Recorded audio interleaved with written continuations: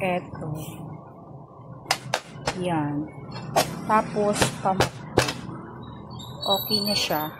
Biak na. Magandang klase yung nabili kong kalabasa, guys. Yan. Oh, mabasa-basa. Yan. Yan.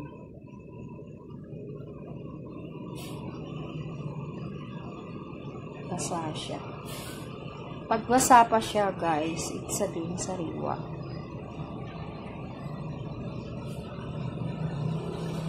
Sariwa siya. Masarap siyang klaseng kalabasa.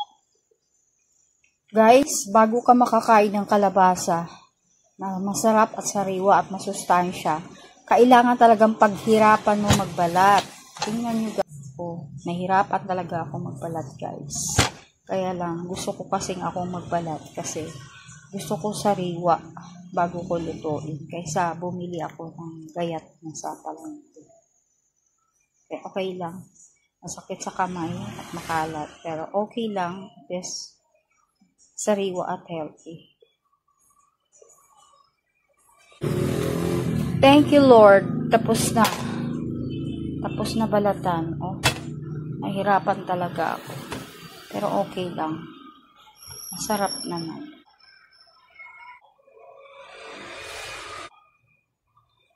Naslice na natin ang malutang cubes.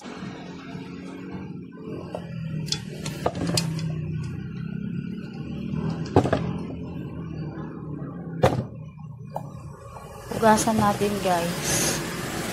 Para tanggalin dumi.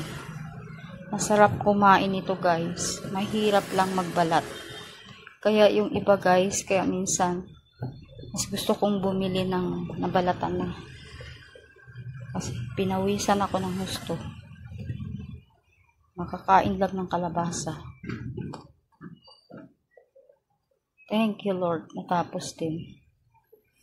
Luluto na natin kasama yung pechay. Diba? Ayan yung kalat natin, guys. Oh. Yan. Yung kalat ng pagbalat natin ng kalabasa. Kailangan natin linisan. Malsik.